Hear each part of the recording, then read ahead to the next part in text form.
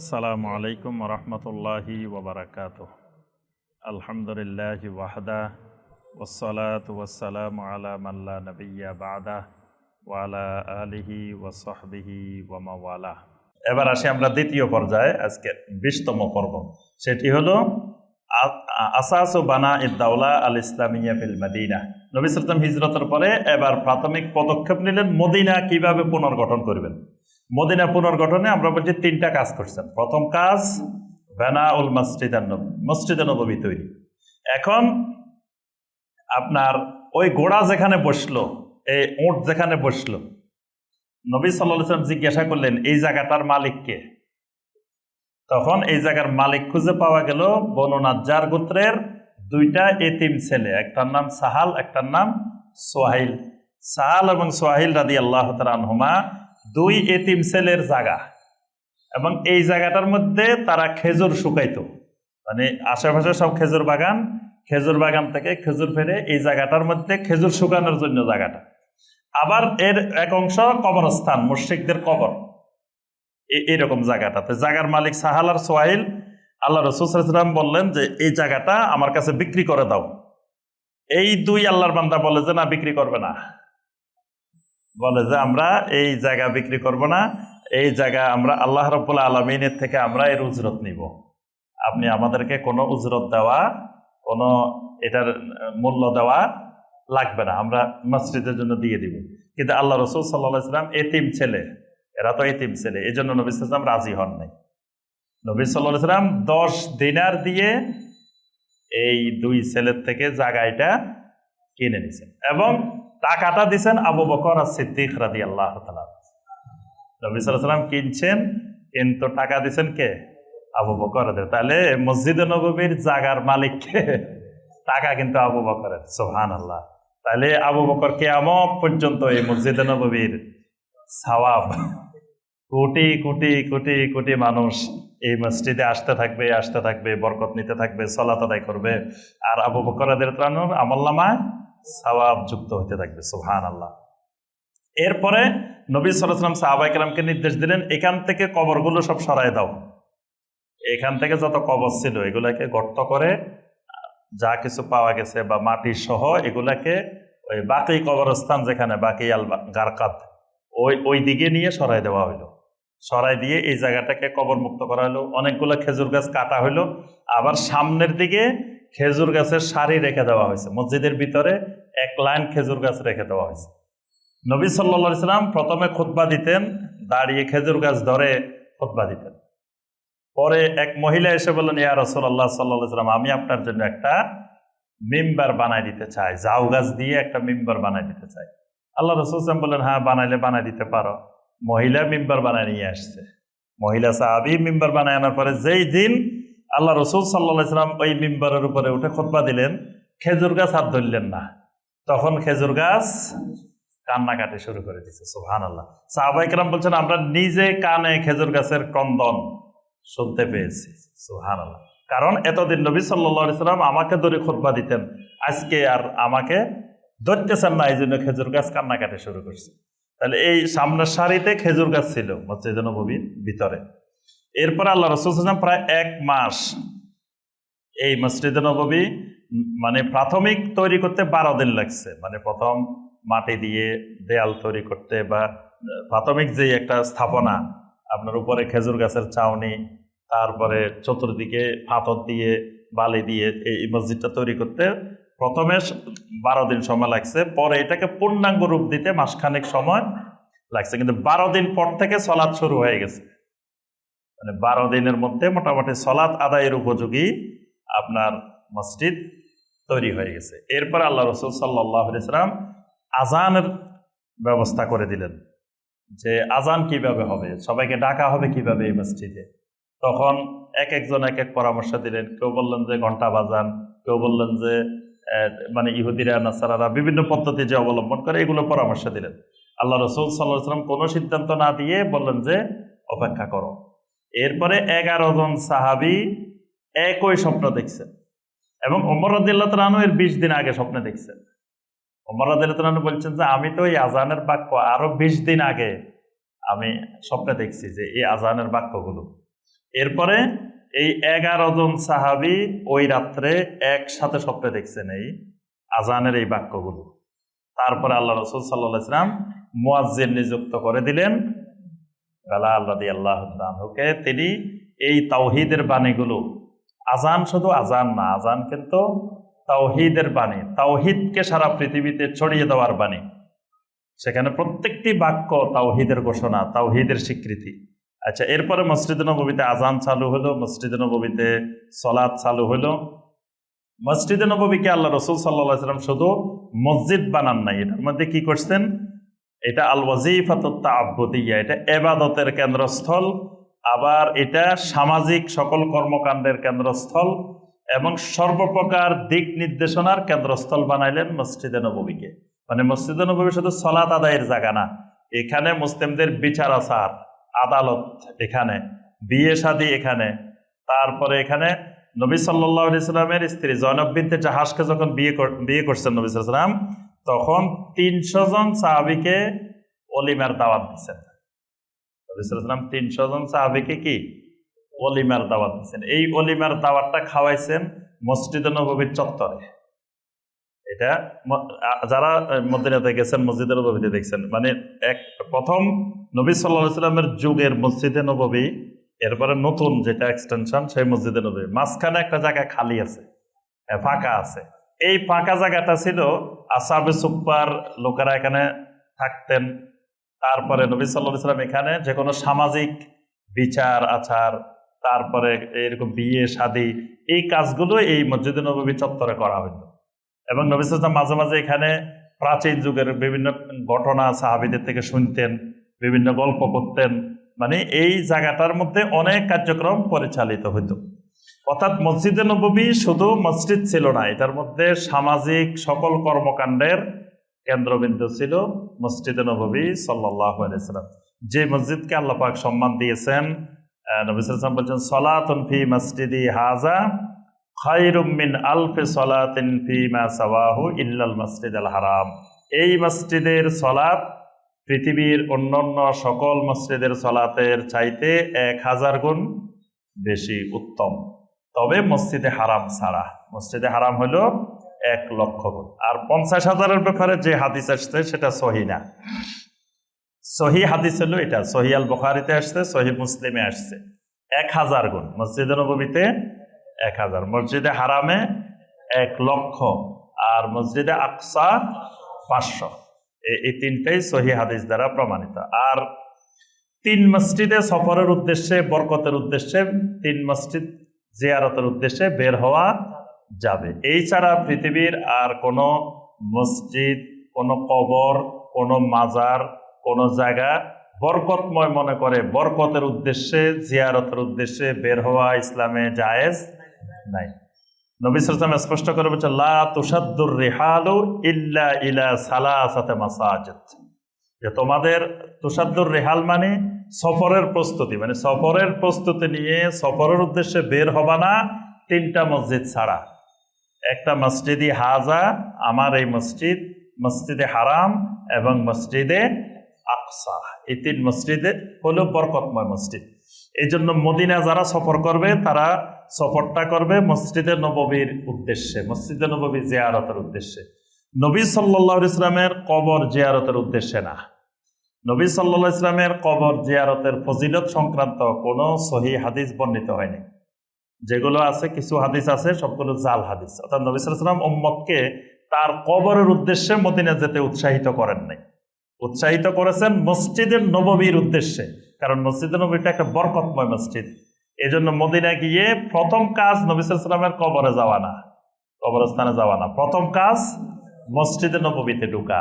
মসজিদে নববীতে ঢুকে 2 রাকাত তাহিয়াতুল মসজিদের সালাত আদায় করা, এটা হলো 1 নম্বর কাজ। তারপরে এবার গিয়ে আপনি নবী সাল্লাল্লাহু আলাইহি ওয়াসাল্লামের কবর জিয়ারত করবেন, আবু বকর, ওমর রাদিয়াল্লাহু তাআলা আনহুমার কবর জিয়ারত করবেন, অন্যান্য সাহাবীদের কবর জিয়ারত করবেন। কিন্তু কবর জিয়ারতের উদ্দেশ্য না, উদ্দেশ্য হবে মসজিদে নববী জিয়ারত। কারণ মসজিদের নববীটা একটা বরকতময় মসজিদ, যে মসজিদের ইবাদত সালাত অন্য মসজিদের চাইতে 1000 গুণ উত্তম, বরকতওয়ালা। সুবহানাল্লাহ। তাহলে 1 নম্বর কাজ নবী সাল্লাল্লাহু আলাইহি ওয়াসাল্লাম যেটা করছেন, মসজিদে নববী নির্মাণ করছেন। 2 নম্বর কাজ আল মুআখাত বাইনাল মুহাজিরিন ওয়াল আনসার, আনসার মুহাজিরিনদের মধ্যে ভ্রাতৃত্ব স্থাপন। এটা ইসলামের ইতিহাসে বিরল, পৃথিবীর ইতিহাসে বিরল। মানে এরকম ভ্রাতৃত্ব স্থাপন এটা পৃথিবীর ইতিহাসে আর কোথাও ঘটে নাই। আল্লাহ রাসূল সাল্লাল্লাহু আলাইহি ওয়াসাল্লাম একদিন 90 জন মুহাজির এবং আনসার সাহাবীকে একত্রিত করলেন। একত্রিত করে একজনের সাথে একজনের ভ্রাতৃত্ব কায়েম করে দিলেন। এই আনসার 45 জন, মুহাজির 45 জন। এই দুইজনের সাথে মানে একজনের সাথে একজন, একজনের সাথে একজন, একজনের সাথে একজন ভাই বানাই দিলেন। এবং শুধু ভাই না, নবী সাল্লাল্লাহু আলাইহি ওয়াসাল্লাম বলছেন যে এরা ওয়ারিসও হবে, সম্পদেরও ওয়ারিস হবে। এবং পরবর্তীতে আল্লাহ পাক আয়াত নাজিল করে এটা মানসুখ করে দিয়েছেন। কিন্তু প্রথম দিকে আপনার আনসার মুহাজিরেরা একজন আরেকজনের সম্পদের মালিকও হইত। এবং এই ভ্রাতৃত্ব স্থাপনের সাথে সাথে আনসার সাহাবীরা তাদের সমস্ত সম্পদ ভাগ করে ওই ভাইয়ের জন্য রেখে দিয়েছেন। সুবহানাল্লাহ। এখন মায়ের পেটের ভাই ভাইকে দেয় না, আর সেই মক্কা মুকাররমা থেকে আসা ইমানদার ভাইয়েরা আল্লাহ রাসূল সাল্লাল্লাহু আলাইহি ওয়াসাল্লাম যখন ভাই বানাই দিয়েছেন, তখন তারা তাদের সমস্ত সম্পদ ভাইদের জন্য কি করছেন? দিয়ে দিছেন। তাদের মধ্যে অন্যতম হইলেন আপনার আব্দুর রহমান বিন আউফ রাদিয়াল্লাহু তাআলা। আব্দুর রহমান বিন আউফের সাথে রবি বিন আনসারি, আপনার এই দুইজনের মধ্যে আল্লাহ রাসূল সাল্লাল্লাহু আলাইহি ওয়াসাল্লাম ভ্রাতৃত্ব স্থাপন করে দিলেন।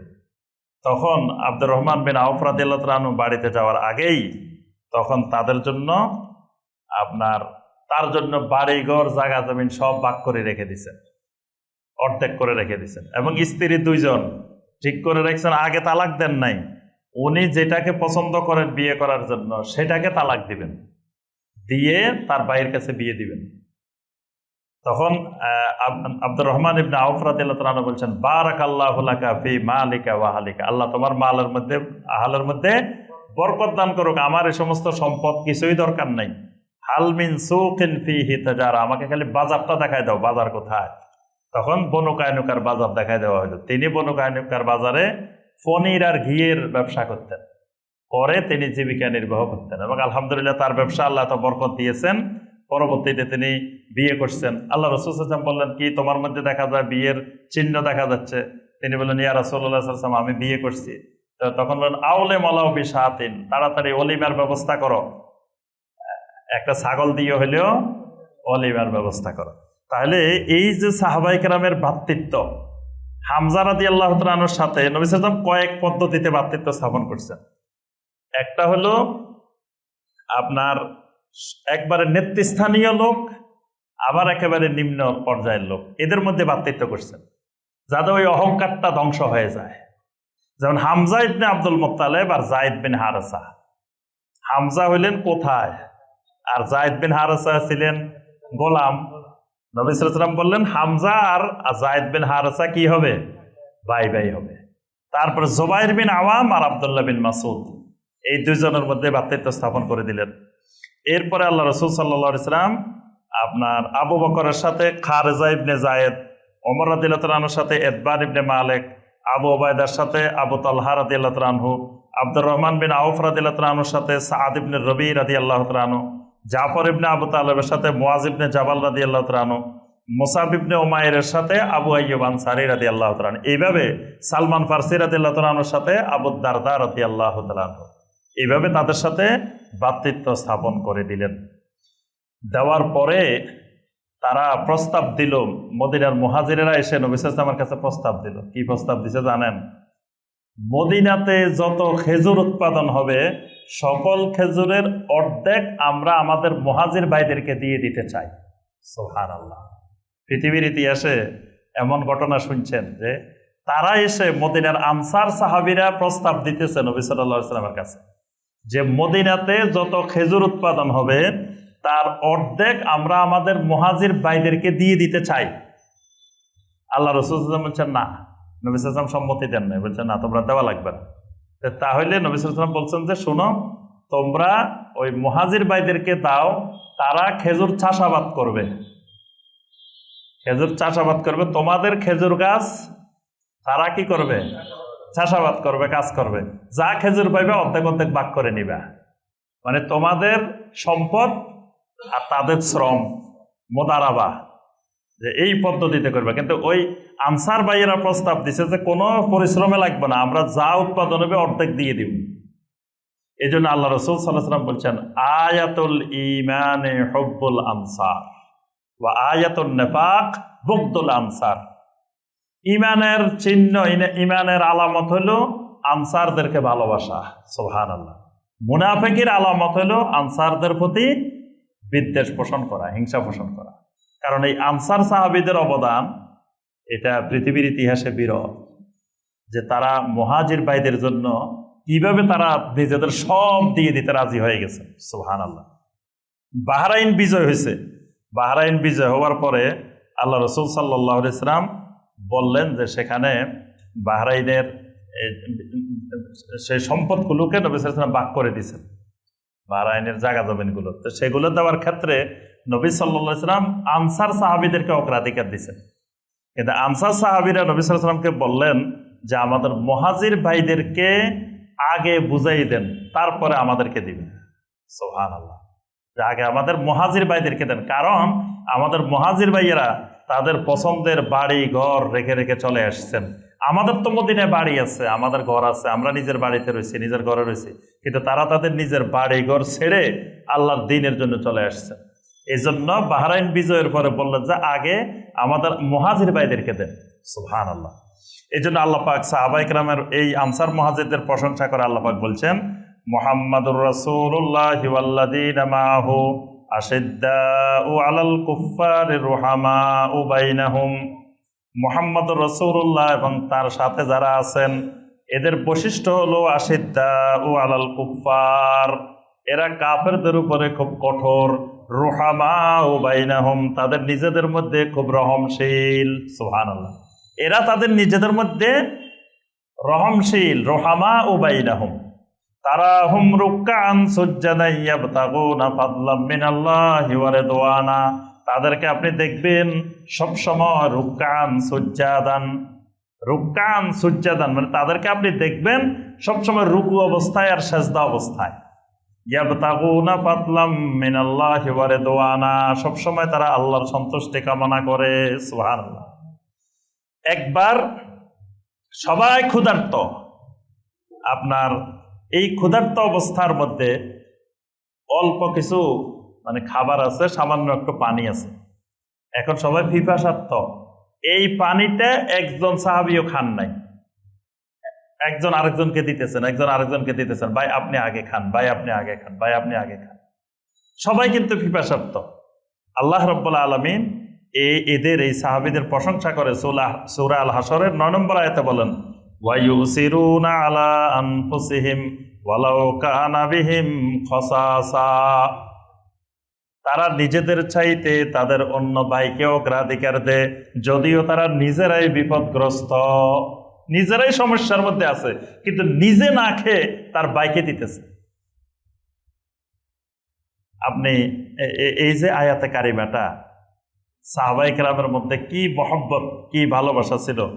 আমি একবার হজে যাওয়ার পরে তো মদিনা মুনাওয়ারা থেকে আপনার জিয়ারা যাইতেছি মসজিদে নববীর সামনে থেকে, তো তখন আপনার একজন ভাই সামনে বসছে, ড্রাইভারের পাশে বসছে, একজন মুরব্বী উঠছে, তো ওই ড্রাইভার চাচ্ছে যে মুরব্বীটাকে সামনে বসাবে আর ওই লোকটাকে পিছনে দিবে, তো লোকটা আসতে রাজি হচ্ছে না, মানে মুরব্বীটা পিছনে বসলে একটু কষ্ট হবে, ওখান দিয়ে বসলে একটু ভালো হবে, এই জন্য তাকে ওখানে দিতে চাইতেছে, আর ওই লোকটাকে বলতেছে তুমি একটু পিছনে চলে যাও, এ আসে না।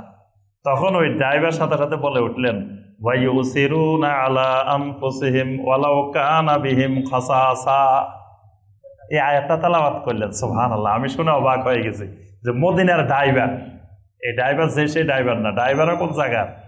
মদিনা মুনাওয়ারার ড্রাইভার। কোরআনের আয়াত দিয়ে ওই লোকটাকে বলতেছে যে তুমি কি সাহাবীদের এই আদর্শ ভুলে গেছ, যে তারা নিজেরাই বিপদগ্রস্ত অথচ নিজে খাওয়ার কোনো আগ্রহ নাই, তারা তাদের বাইকে দিচ্ছে, আর তোমার আমি বলতেছি যে লোকটা বৃদ্ধ মানুষ, তার একটু সামনে দেওয়া দরকার, তুমি পিছনে যাইতে রাজি হইতেছ না। মানে দলিল দিচ্ছেন কোরআনে কারিমের আয়াত দিয়ে, ওয়ায়ুসিরুনা আলা আনফুসিহিম ওয়ালাউ কানা বিহিম খাসাসা। এইভাবে আল্লাহ রাব্বুল আলামিন অসংখ্য আয়াত নাজিল করছেন আনসার এবং মুহাজিরদের প্রশংসা, এবং তাদের মধ্যে যে ভ্রাতৃত্বের বন্ধনটা, এটাকে নষ্ট করার জন্য কিছু দুষ্ট চক্র আপনার ওই যে ফাতেমার জারি, কুলসুমের জারি, এগুলো আবিষ্কার করছিল। যে কয় ফাতেমা কুলসুমের বাড়িতে জিয়াফত হইতেছে, হাজার হাজার মানুষ খাইতেছে, হাসান হোসেন কয় আমরা গরিব দেখে দাওয়াত দেয় নাই। হাসান হোসেন কাঁদতেছে, মা ফাতেমা কান্দে, হাসান কান্দে, হোসেন কান্দে, সব খালি কাঁদতেছে, আরে বাড়িতে জিয়াফত হয়ে যাচ্ছে, আমাদেরকে দাওয়াত দিল না। পরে নাকি সব খাবার কি হয়ে গেছে, পাথর হয়ে গেছে। নাউজুবিল্লাহ। এগুলো হলো সাহাবায়ে কেরামের শানে বেয়াদবি এবং সাহাবায়ে কেরামদেরকে মানুষের কাছে খারাপ হিসাবে চিত্রায়িত করার জন্য এই কথাটা তুলে ধরা হয়েছে।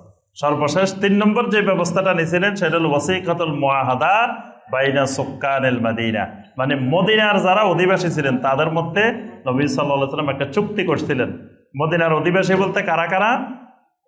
ইহুদিদের 3টা গোত্র, বড় বড় 3টা গোত্র। ইহুদিদের বসবাস ছিল কিন্তু এখানে না, ইহুদিদের বসবাস ছিল কিন্তু মসজিদে আকসার ওই দিকে ছিল, মানে জেরুজালেম, তারপর ওই দিকে ছিল। ওখান থেকে এক শাসক তাদেরকে ওখান থেকে বের করে দিয়েছে। ইহুদিদেরকে বের করে দেওয়ার পরে তারা এই ইয়াসরিবের এই দিকটাকে তারা নিরাপদ মনে করছে, এই জন্য ওখান থেকে তারা মদিনা চলে এসছে। এখানে তাদের বড় বড় 3টা গোত্র ছিল, বনু নজির, বনু কোরাইজা, বনু কাইনুকা। বনু কোরাইজার সাথে যুদ্ধ হয়েছে খন্দকের যুদ্ধের পরে, তারপর বনু নজিরকেও বের করা হয়েছে, এরপরে বনু কাইনুকাকেও মদিনা থেকে বের করা হয়েছে। এদের আবার আলাদা আলোচনা আসবে আমাদের পরবর্তী আলোচনায়। তখন নবী সাল্লাল্লাহু আলাইহি ওয়াসাল্লাম চিন্তা করলেন যে খালি আনসার মুহাজিরের ভ্রাতৃত্ব হইলে হবে না, এখানে যারা ইহুদি আছে তাদের সাথেও আমাদের একটা চুক্তিবদ্ধ হওয়া দরকার। আল্লাহ রাসূল সাল্লাল্লাহু আলাইহি ওয়াসাল্লাম মদিনাকে গঠন করার জন্য ওই ইহুদি 3টা গোত্রের সাথেও নবী সাল্লাল্লাহু আলাইহি ওয়াসাল্লাম চুক্তিবদ্ধ হয়েছেন। এরপরে আপনার আউস এবং খাজরাজ, মদিনার সবচাইতে বড় 2টা গোত্র আউস এবং খাজরাজ, তাদের মধ্যে আল্লাহ রাসূল সাল্লাল্লাহু আলাইহি ওয়াসাল্লাম কিছু চুক্তি তাদের সাথে সম্পাদন করলেন। অর্থাৎ মুশরিকদের সাথে, ইহুদিদের সাথে, নাসারাদের সাথে, মদিনার ইয়াসরিবের যত অধিবাসী আছে তাদের সবাইকে নিয়ে আল্লাহ রাসূল সাল্লাল্লাহু আলাইহি ওয়াসাল্লাম একটা নিরাপদ মদিনা মুনাওয়ারা, নিরাপদ নগরী, একটা শান্তির নগরী গঠন করার জন্য আল্লাহ রাসূল সাল্লাল্লাহু আলাইহি ওয়াসাল্লাম যা যা ব্যবস্থা নেওয়া দরকার সব ব্যবস্থাগুলো গ্রহণ করেছিলেন। তো মোটামুটি আমাদের আজকে এই পর্যন্ত। ইনশাআল্লাহ পরবর্তীতে আমরা এর পরের ধাপগুলো আলোচনা করব। আল্লাহ রাব্বুল আলামিন আমাদের সবাইকে নবী সাল্লাল্লাহু আলাইহি ওয়াসাল্লামের সিরাতকে জানার, বুঝার, সিরাতের আলোকে আমাদের জীবনকে গঠন করার আল্লাহ পাক তৌফিক দান করুন। নবী সাল্লাল্লাহু আলাইহি ওয়াসাল্লামের মহব্বত, ভালোবাসা আল্লাহ পাক আমাদের অন্তরে পরিপূর্ণভাবে তৈরি করে দিন। আমিন ইয়া রাব্বাল আলামিন।